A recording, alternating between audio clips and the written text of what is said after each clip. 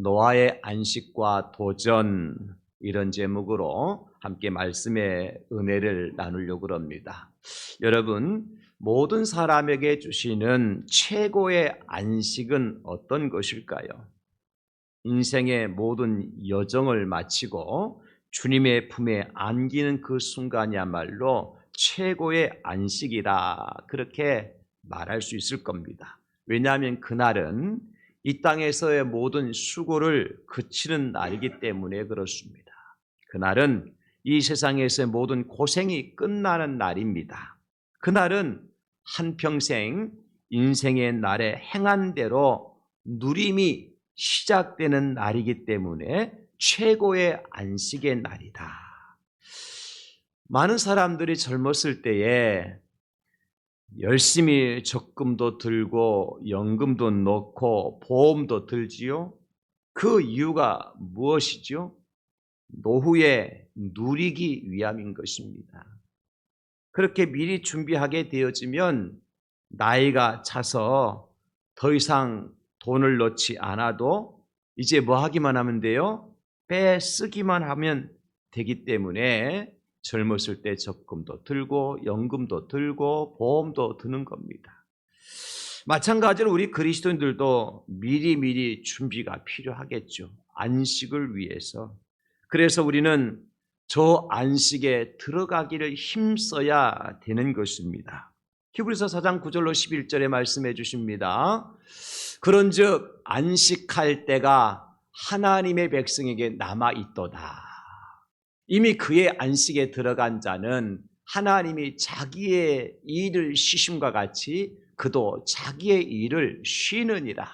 그러므로 우리가 저 안식에 들어가기를 힘쓸지니 이는 누구든지 저 순종하지 아니하는 본에 빠지지 않게 하려 함이라. 아멘. 여러분, 우리가 안식에 들어가기를 힘쓰라고 말씀하셨어요. 그러나 우리가 그렇게 하지 못하는 것이 문제가 아니겠습니까? 여러분 어떻습니까? 나는 빨리 천국에 들어갔으면 좋겠다. 천국에 들어갈 날만 기대하고 소망하시는 분 한번 손 한번 들어보십시오. 네, 혼자 들었고, 아이고, 혼자 들어 맞는데 설교상 3분이나 더 들어가지고, 감사합니다. 여러분 생각해 보세요. 젊음의 때에 나이가 들면 군에 입대를 해야 되잖아요.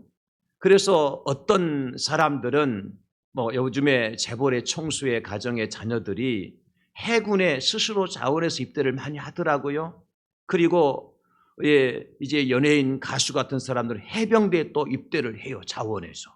근데 어떤 사람은 군에 가기 싫어서 미국으로 도망갔다가 그만 한국에 들어오지도 못하는 꼴이 되는 사람도 있어요. 어떤 사람이 더 영광스럽습니까? 참 재벌의 딸과 아들로 자라났지만 그 모든 이제 그것을 내려놓고 내가 스스로 해군의 해병대에 입대를 해서 훈련을 받는다. 신문에 대문짝까지 나고 그리고 뉴스에 나오잖아요. 똑같은 뉴스인데 어떤 사람은 군 문제 때문에 미국에 도망갔다가 국가에서 이제 그를 입국을 허락하지 않아서 돌아오지 못하고 있다. 그런 뉴스가 나와요. 누가 더 영광스럽습니까? 이왕이 우리가 천국에 다 들어갈 사람들인데 사모하다가 기다리다가 들어가는 사람이 훨씬 더 영광스럽지 않겠습니까? 안 들어가려고 떼쓰다가 그냥 끌려 들어가는 것보단 말이죠. 그래서 오늘부터 우리 대양제일교회는 천국에 들어갈 날만 소망하고 그날을 달력에 체크하시는 우리 성도님들 다 되실 수 있기를 예수님의 이름으로 축복합니다. 이게 은혜예요, 여러분. 성경이 안식에 들어가기를 힘쓰라고 말씀하셨잖아요.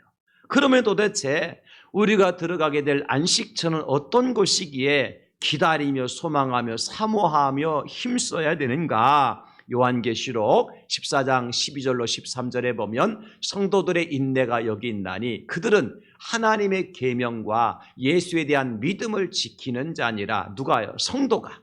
또 내가 들으니 하늘에서 음성이 나서 이르되 기록하라. 지금 이후로 주 안에서 죽는 자들은 복이 있도다 하심에 성령이 이르시되 그러하다.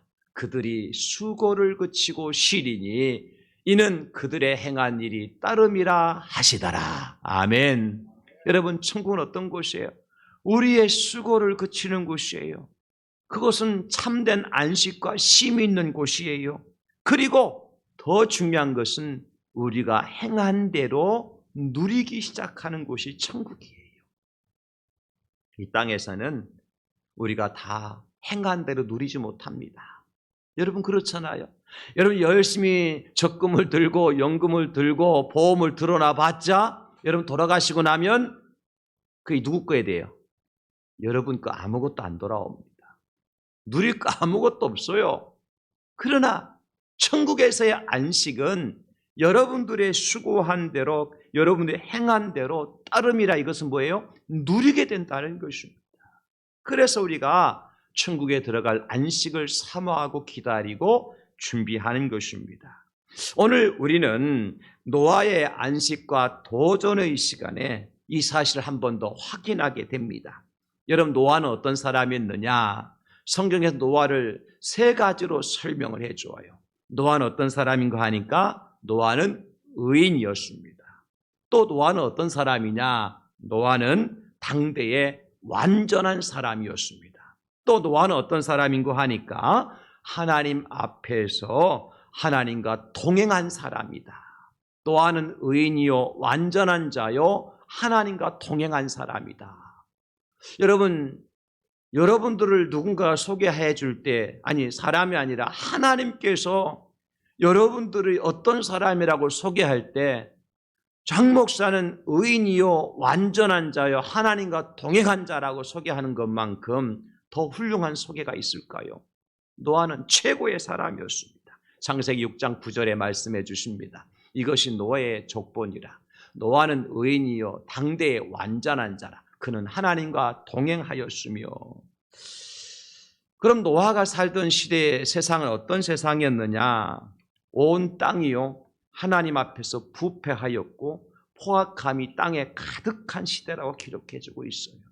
모든 혈육 있는 자의 포악함이 땅에 가득하더라. 그래서 하나님의 심판을 피할 수 없는 그런 지경에 이르렀던 거죠. 그런데 그 시대에 살던 노아는 어떤 사람이었어요? 의인이었고 완전한 자였고 하나님과 동행한 자였다. 여러분 이런 평가를 받는 노아라고 할 것 같으면 이제 하나님께서 그 노아에게 꽃길만 걷도록 해주셔야지요. 많은 사람들의 박수를 받으면서 누적 조회수 100만 뷰 이상은 달성해야 될 거 아닙니까? 노아가 보통 사람이 아니니까. 매일같이 사람들이 노아를 보면서 나도 노아 따라갈래 그렇게 해야 옳지 않습니까? 그러나 그때 하나님께서 노아에게 말씀하신 것을 보면 전혀 그렇지 않다는 것을 깨달아 주십니다. 노아에게 뭘 명령하셨죠? 노아야 방주를 만들어라. 왜냐하면 홍수를 땅에 일으켜서 무릇 생명 있는 모든 육체를 내가 천하에서 멸절할 것이다. 여러분 이것은 노아에게 낭보입니까? 비보입니까? 낭보는 좋은 소식을 얘기하는 거고 비보는 안 좋은 소식이에요. 자, 노아야 방주 만들어라. 왜냐하면 내가 홍수를 일으켜서 무릇 생명 있는 모든 육체를 땅에서 멸절하겠다. 이것은 노아에게 좋은 소식이에요? 슬픈 소식이에요? 슬픈 소식이죠.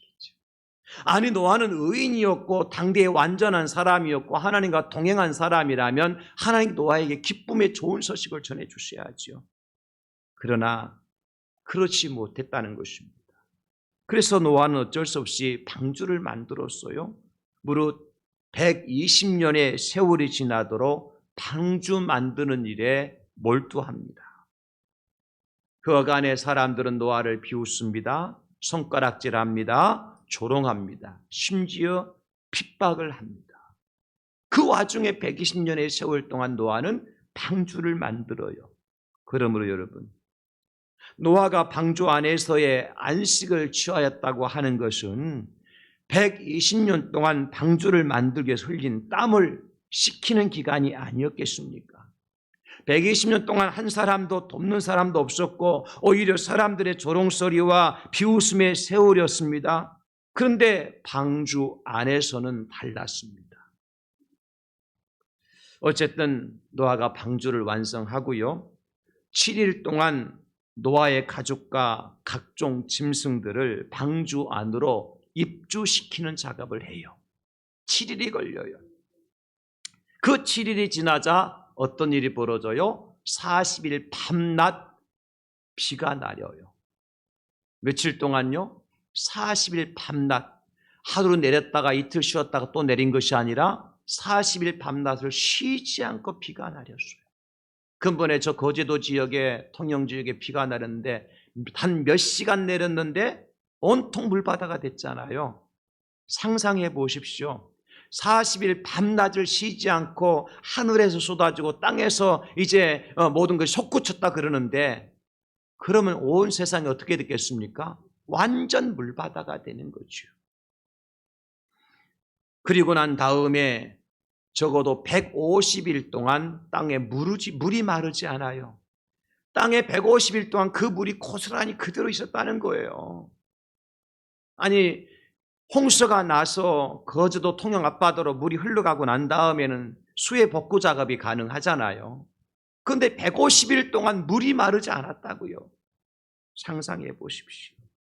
그런 노아도 150일 동안, 최소한 150일 동안 방주 안에서 꼼짝달싹도 할 수 없었던 것입니다. 그러므로 노아의 방주 안에서의 생활도 여러분 절대로 편안하거나 안락한 생활은 아니었을 것입니다. 그런데 드디어 150일이 지나고 물이 줄어들기 시작합니다. 그리고 다시 40일이 지났을 때 노아가 방주의 창문을 열고 까마귀를 날려보내지요. 까마귀가 돌아왔어요? 안 돌아왔어요? 안 돌아왔어요. 그래서 우리 보고 자꾸 잊어버리고 정신 못 차린 사람 보고 까마귀 고기를 다 잡아먹었나 그러잖아요. 까마귀가 주인 노아에게로 방주로 돌아와야 되는데 안 돌아와. 잊어버리고 안 돌아와. 주인에게로 안 돌아와. 그래서 까마귀 고기 잡수시면 안 됩니다. 자꾸 잊어버려. 자기 집도 몰라. 교회도 몰라. 자기 교회 목사가 누군지도 몰라. 그 사람은 까마귀 고기 잡아먹은 사람이야. 어쨌든 제가 만들어낸 얘기고, 까마귀가 안 돌아오니까 이번에는 노아가 뭘 날려보내는 게 비둘기를 날려보내요. 근데 비둘기가 가서 보니까 앉을 자리가 없어. 물천지니까 다시 돌아와요. 7일을 기다린 다음에 노아가 다시 비둘기 다시 날려보내니까 이번에는 비둘기가 가서 그 입에 감람나무 새 잎사귀를 물고 돌아온 거예요. 물이 말랐다는 거죠. 뭔가 나무의 잎이 다시 자라기 시작했다는 것 아니겠습니까?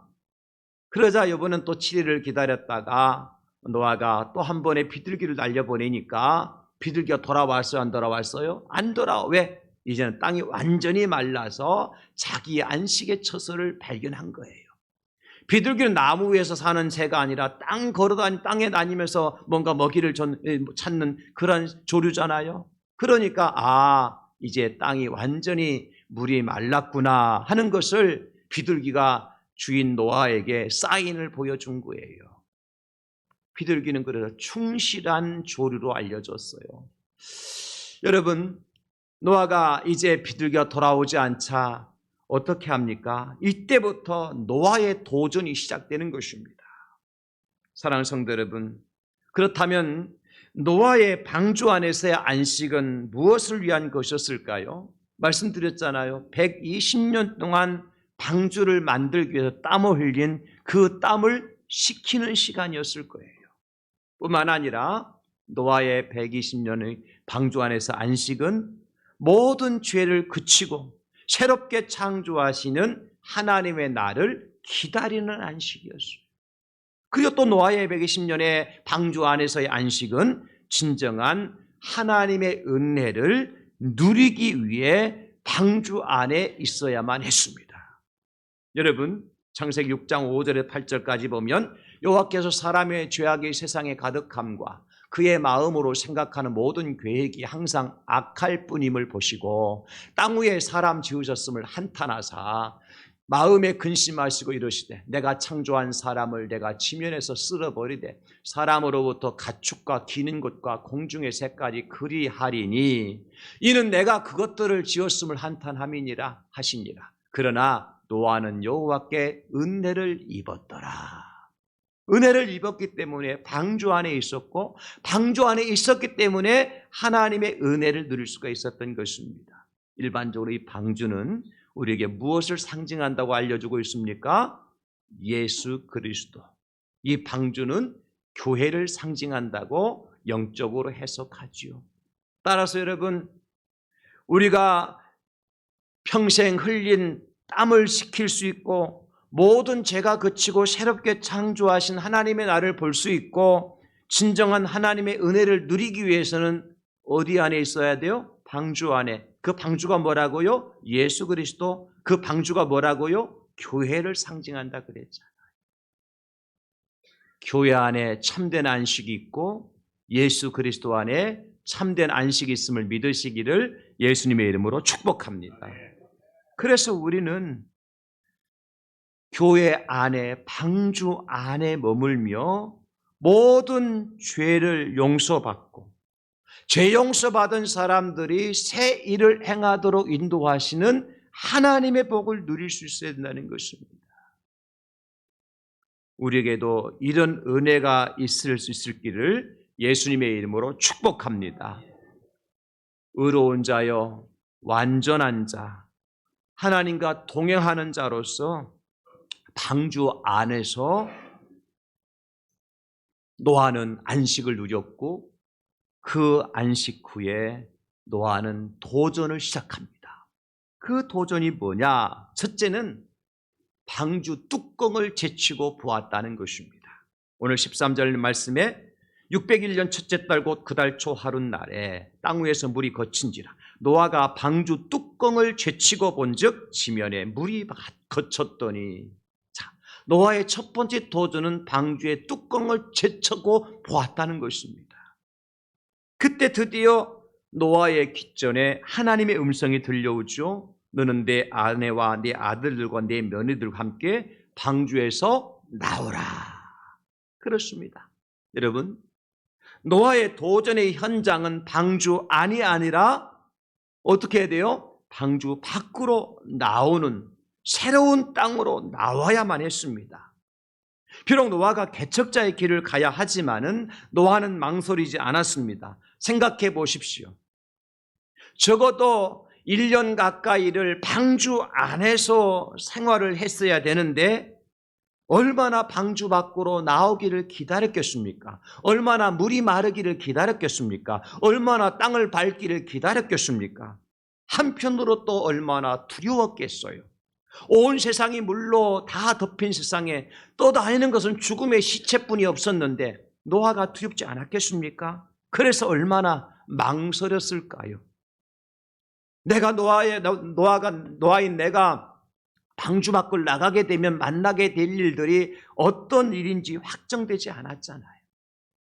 그러나 노아는 담대하게 방주의 뚜껑을 제치고 먼저 하늘을 바라봅니다. 왜냐하면 뚜껑은 위에 달려 있으니까 보이는 것이 먼저 뭐가 보이겠어요? 하늘이 보이죠. 그때 마른 하늘을 볼 수 있었습니다. 비가 그친 맑은 하늘을 볼 수 있었습니다. 그제서야 노아는 땅을 바라보지요. 땅을 보니까 땅이 다 말라 있었습니다. 완전히 물이 거쳐 있었어요. 여기서 방주의 뚜껑을 제치다 할 때 제치다의 동사가 수루라고 하는 말로 쓰여졌는데 이것이 히필형으로 되어 있어요. 여러분, 히브리어 히필형은 무엇을 의미하는가 하니까 어떤 행동이 그 일을 행하는 사람의 의도를 품고 행동할 때 히필형 동사를 써요. 무슨 얘기냐? 노아가 방주의 뚜껑을 제쳤다고 하는 것은 망설임이 없이 다음 행동을 위해서 의도적으로 했다는 것입니다. 이 뚜껑을 제치고 나는 반드시 방주 밖으로 나갈 것이다. 이것이 노아의 첫 번째 도전입니다, 여러분. 노아의 강한 의지가 여기에 담겨져 있었던 거죠. 사랑하는 성도 여러분, 저와 여러분들이 새 일을 행하기 위해서 우리가 열어 제쳐야 될 뚜껑이 있습니다. 나로 하여금 세일을 행하지 못하도록, 나로 하여금 주의 일을 행하지 못하도록, 나로 하여금 거룩한 일을 행하지 못하도록, 나로 하여금 착한 일을 행하지 못하도록 가로막고 있는 뚜껑이 있어요. 그것을 어떻게 해야 돼요? 열어 제쳐야 합니다. 그래야 제2의 도전을 할 수가 있는 것입니다. 그러면 여러분, 저와 여러분들이 열어 제쳐야 될 뚜껑이 무엇입니까? 제2의 도전을 위해서 열어야 할 뚜껑이 뭐냐는 말이에요. 나로 하여금 그동안 망설이게 만들었던 것들, 나로 하여금 주저하게 만들고 두렵게 만들어서 제대로 된 사역을 감당하지 못하도록 가로막혔던 장애물, 그 뚜껑이 뭐냐는 것입니다. 여러분, 그것을 열어 제쳐야만 우리가 제2의 도전의 현장으로 달려갈 수 있어요. 할렐루야.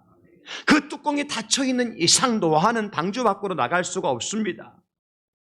여러분 앞에 놓여든 장애물이 있을 거예요. 나로 하여금 하나님의 거룩한 일을 감당함에 있어서, 나로 하여금 하나님의 교회에서 봉사하고 헌신함에 있어서, 나로 하여금 착한 일, 선한 일, 좋은 일을 행하는 데 있어서 그것을 가로막고 있는 뚜껑이 있을 것입니다.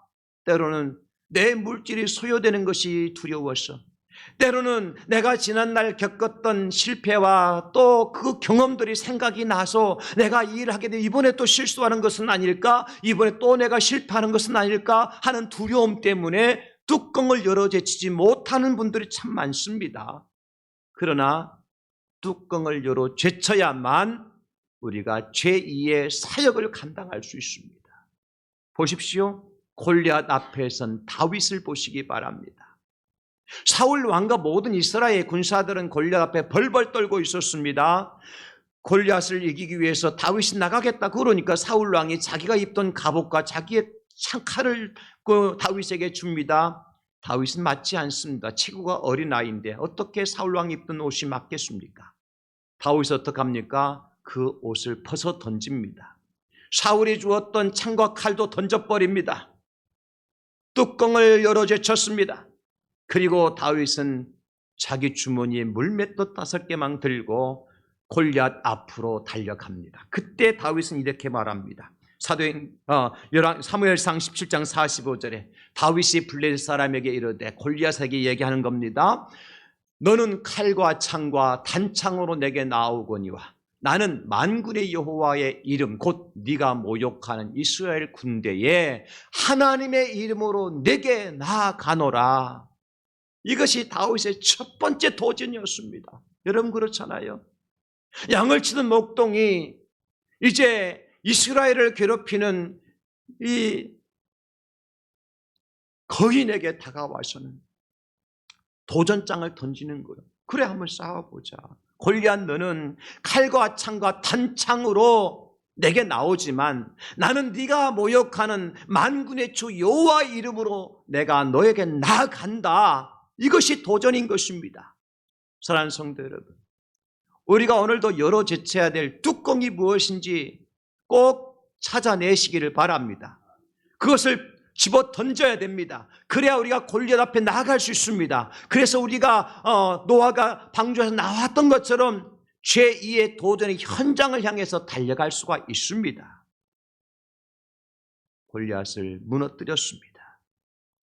사도 바울이 이제 에베소에서의 장로들과의 작별의 인사를 하고 가이사라의 빌립보라고 하는 사람이 집에 들어와 잠시 머물고 있었어요. 예루살렘으로 돌아가려고. 그런데 아가보라고 하는 선지자가요, 유대로부터 내려와서 바울에게 찾아와서 바울의 띠를 가져다가 자기의 수족을 꽁꽁 묶습니다. 그리고 말합니다. 성령이 말씀하셨는데 예루살렘에 가면 유대인들이 이와 같이 띠 임자를 결박하여서 이방인의 손에 넘겨주시겠다고 하셨다는 것입니다. 사도 바울을 꽁꽁 묶어서 이방인의 손에 넘겨주겠다고 그럽니다. 그러니까 거기에 모인 사람들이, 장로들이 사도 바울이 예루살렘에 가지 않도록 권면합니다. 가면 안 됩니다. 올라가지 마십시오. 그때 사도 바울이 이렇게 말씀하시죠. 사도행전 21장 13절로 14절 말씀입니다. 바울이 대답하되 여러분이 어찌하여 울어 내 마음을 상하게 하느냐. 나는 주 예수의 이름을 위하여 결박당할 뿐 아니라 예루살렘에서 죽을 것도 각오하였노라 하니 그가 고난을 받지 아니하므로 우리가 주의 뜻대로 이루어지이다 하고 그쳤노라. 이게 바울 사도가 예루살렘으로 가서 이제 그곳에 가서 재판을 받고 죄인의 몸으로 로마까지 가지 않습니까? 바울 사도 로마행을 만들어낸 하나의 기초가 무엇입니까? 나는 예수님의 이름을 위해서 결박당할 뿐 아니라 예루살렘에서 죽을 각오도 하였다. 그러니까 뚜껑을 열어 제칠 수가 있었던 겁니다. 사역을 위해서 한 발을 내디딜 수가 있었던 것입니다. 사랑하는 우리 성도님들, 우리에게도 이와 같은 담대하고 강한 하나님을 향한 믿음이 필요한 줄로 믿으시기 바랍니다. 내 손으로 뚜껑을 열어주지 아니하고는 내가 한 발짝도 방주 밖으로 나갈 수가 없습니다. 방주 밖으로 나가야 새 일을 행하시는 하나님을 만날 수가 있습니다. 나가기 위해서는 내 손으로 뚜껑을 열어 제쳐야 됩니다.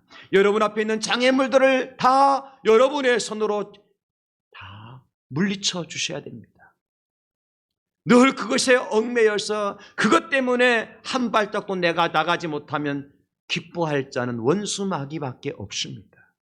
자, 우리가 어떤 고백을 할 수 있을까요? 로마서 8장 35절 이하에 누가 우리를 그리스도의 사랑에서 끊으리요? 환난이나 곤고나 박해나 기근이나 적신이나 위험이나 칼이랴. 기록된 바 우리가 종일 주를 위해 죽임을 당하게 되며 도살을 양같이 여김을 받았나이다 함과 같으니라. 그러나 이 모든 일에 우리를 사랑하시는 이로 말미암아 우리가 넉넉히 이기느니라. 아멘. 우리가 넉넉히 이기느니라. 내가 확신하는 사망이나 생명이나 천사들이나 권세자들이나 현재 일이나 장래 일이나 능력이나 높음이나 기쁨이나 다른 어떤 피조물이라도 우리를 우리 주 예수 안에 있는 하나님의 사랑에서 끊을 수 없다. 그런 사람만이 방주의 뚜껑을 열어 제칠 수가 있습니다. 예수님께서 12제자를 부르실 때 한결같이 하신 말씀이 무엇입니까? 누가복음 9장 23절. 또 무리에게 이르시되 아무든지 나를 따라오려거든 자기를 부인하고 날마다 제 십자가를 지고 나를 따를 것이니라. 이거 뚜껑 열어 제치는 거예요. 자기를 부인하고 자기 십자가를 질 줄 아는 사람만이 예수님의 제자가 될 수 있다. 과거에 편안한 삶을 살던 내 삶의 과거의 습관에 매여서 어떻게 주님의 새 일을 행할 수 있겠냐, 그 말씀 아니겠습니까? 예수님께서 또한 70인의 전도대원들을 파송하시면서 어떤 지침을 주셨습니까? 마태복음 10장 9절로 10절에 너희 전대에 금이나 은이나 동을 가지지 말고 여행을 위해서 배낭이나 두보롯이나 신이나 지팡이를 가지지 말라. 이는 일꾼이 자기의 먹을 것 받는 것이 마땅하다. 걱정하지 마라. 뚜껑을 열어 제쳐라. 그렇게 말씀하고 있는 것입니다. 그냥 가라. 내가 너와 함께 할 것이다. 먹을 거 입을 거 책임져 주실 것이다. 여러분 무엇 때문에 두려워하십니까?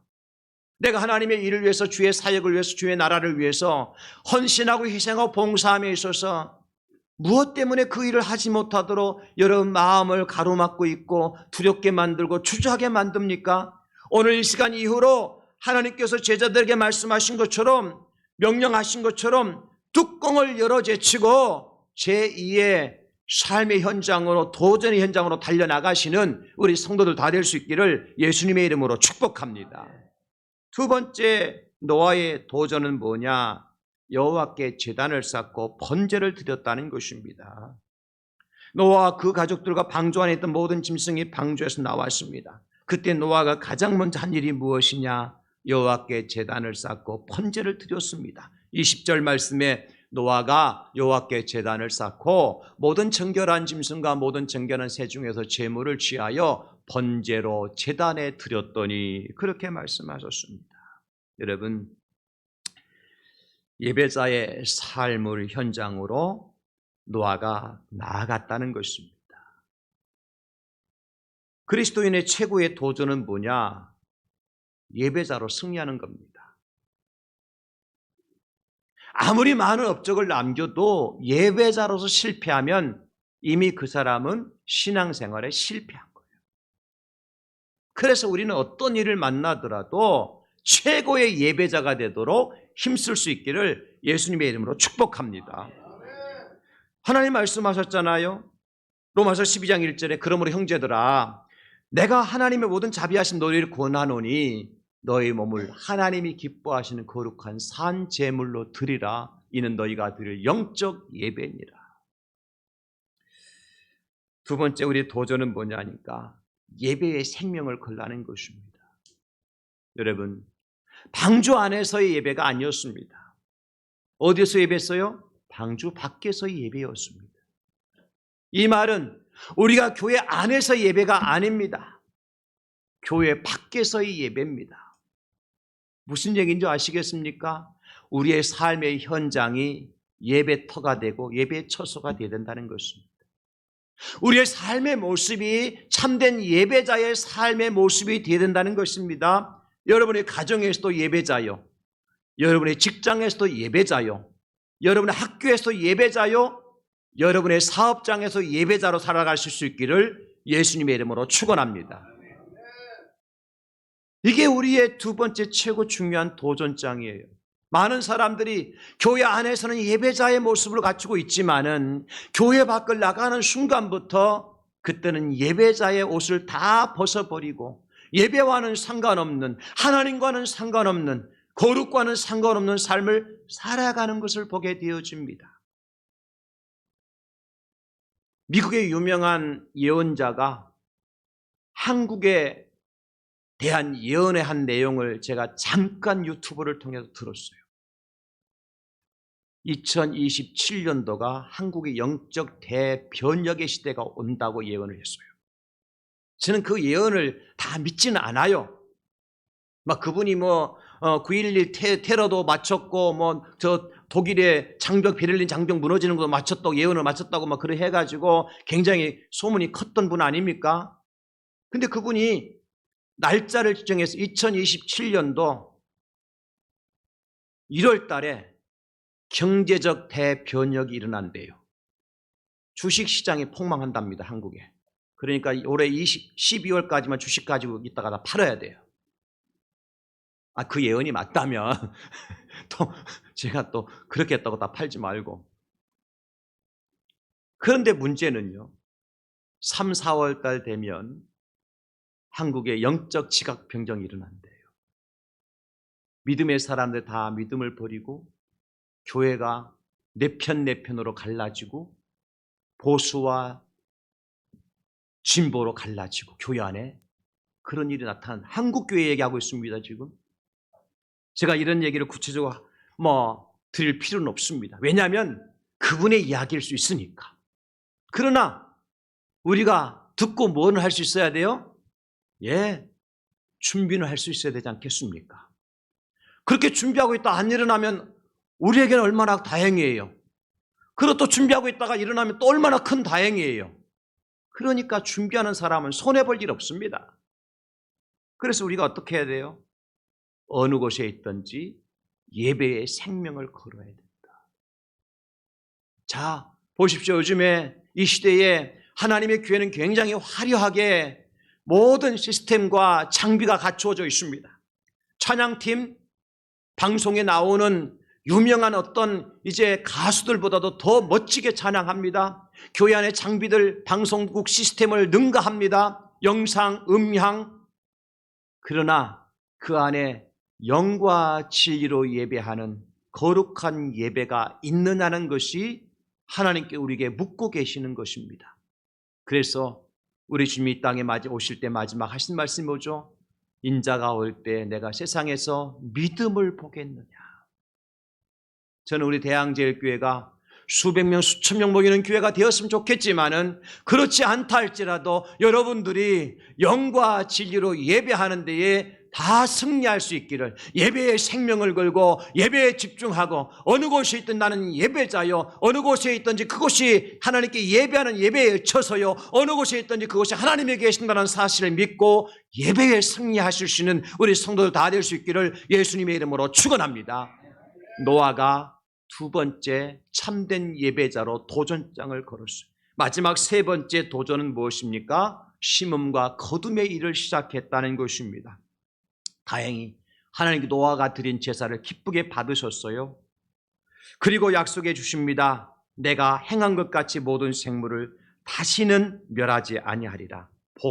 복음이었습니다. 그리고 노아에게 세 번째 도전장을 주십니다. 그게 뭐냐? 땅이 있을 동안에 노아야 심는 것과 거두는 일을 계속해야 하느니라. 22절 땅이 있을 동안에는 심음과 거둠과 추위와 더위와 여름과 겨울과 낮과 밤이 쉬지 아니하리라. 사랑하는 성도 여러분, 성경 우리에게 말씀해 주십니다. 일하지 않는 자는 먹지도 말라고, 게으른 자는 개미에게서 가서 배워야 한다고. 그러므로 여러분, 우리가 손을 늘어뜨리면 가난하게 됩니다. 요즘 젊은 세대의 풍토가 회사 몇 달 다니다가 그만두고 실업급여 받다가 또 몇 달 다니다가 그만두고 실업급여 받다가 그것으로 인생을 채워가는 사람들이 있어요. 그게 정상적일까요? 스바냐 3장 16절 17절 그날에 사람이 예루살렘에 이르기를 두려워하지 말라. 시온아 내 손을 늘어뜨리지 말라. 너희 하나님 여호와가 너희 가운데 계시니 그는 구원을 베푸실 전능자이시라. 그가 너로 말미암아 기쁨을 이기지 못하시며 너를 잠잠히 사랑하시며 너로 말미암아 즐거이 부르며 기뻐하시리라 하리라. 누구를? 손을 들어 하나님을 찬양하고 손을 들어 여호와의 일에 빠져 있는 사람입니다. 게으른 사람의 집에 석가래가 내려앉는데요. 전도서 10장 18절 우리 짧은 구절 한번 같이 읽어볼까요? 시작. 게으른즉 석가래가 내려앉고 손을 놓은즉 집이 새느니라. 아멘. 진리의 말씀이죠. 사랑하는 성도 여러분, 그러므로 우리 그리스도인들은요 깊은 산속에 들어가서 자연인으로 살 존재가 아닙니다. 쇠속을 떠나 동굴 속에 들어가 숨어 살면서 세월을 보낼 그런 존재도 아닙니다. 우리는 세상의 소금이며 세상의 빛입니다. 우리는 세상의 빛이고 세상의 소금입니다. 살만 나는 세상을 만들 그러한 소금이고 어둠을 참빛 가운데로 인도해야 될 빛의 책임과 의무를 하나님 우리에게 주셨어요. 그래서 노아는요 비록 홍수로 말미암아 엉망진창이 된 땅이지만 다시 도전장을 들고 그 땅을 밟았습니다. 밭을 갈았습니다. 그리고 씨앗을 뿌렸습니다. 그리고 잡초를 제거하고 열매를 추수하였습니다. 그것이 포도였지요. 사랑하는 성도 여러분, 이제 계절적으로 입추도 지났고 오늘이 서서입니다. 서서는 뜨거운 여름 기운이 물러간다는 뜻이에요. 그래서 처서가 지나면 모기 잎도 삐뚤어진답니다. 추워갖고 먹을 게 없어서. 이제 우리도 안식의 계절을 보냈고 다시 도전의 현장으로 달려갈 일만 남았습니다. 성경은 말씀하십니다. 맡은 자들에게 구할 것은 충성이라고. 후반기 사역이 본격적으로 시작이 되어졌습니다. 그렇다면 여러분 어찌하시렵니까? 계속 손 놓고 기다리시렵니까? 노아는 뚜껑을 열어 제쳤습니다. 그리고 하나님 앞에 나와 제단을 쌓고 번제를 드렸습니다. 그리고 심고 뿌리고 갈고 잡초를 제거하고 가꾸고 열매를 거두었습니다. 성경은 우리에게 이렇게 도전장을 주십니다. 이사야 60장 1절로 4절 일어나라 빛을 발하라 이는 내 빛이 이르렀고 여호와의 영광이 내 위에 임하였음이니라. 보라 어둠이 땅을 덮을 것이며 캄캄함이 만민을 가르려니와 오직 여호와께서 내 위에 임하실 것이며 그의 영광이 내 위에 나타나리니 나라들은 내 빛으로 왕들은 비치는 내 광명으로 나아오리라. 내 눈을 들어 사방을 보라. 무리가 다 모여 내게로 오느니라. 내 아들들은 먼 곳에서 오겠고 내 딸들은 안기어 올 것이라. 아멘. 여러분, 환경이 바뀐 것은 아무것도 없습니다. 그렇죠? 상황이 변화된 것도 아무것도 없습니다. 그러나 우리가 방주 안에 있을 수가 없지요. 1년이 넘도록 닫혔던 방주의 뚜껑을 열어주시고 새 날을 보라고 도전해 주십니다. 예배의 자리에 나와서 우리의 몸을 거룩한 산제물로 드리라고 도전해 주십니다. 시문과 거두미 현장으로 나가서 새 일을 시작하라고 도전해 주십니다. 이 하나님의 도전장을 들고 이제 후반기 사역에 함께 동참하시는 우리 모든 성도님들 되심으로 노아가 승리했던 것처럼 여러분도 승리하시고, 노아가 하나님의 은혜를 누렸던 것처럼 여러분도 하나님의 은혜를 누리실 수 있는 후반기 사역이 될 수 있기를 우리 구주 예수님의 이름으로 축원합니다. 감사합니다. 아버지, 노아의 안식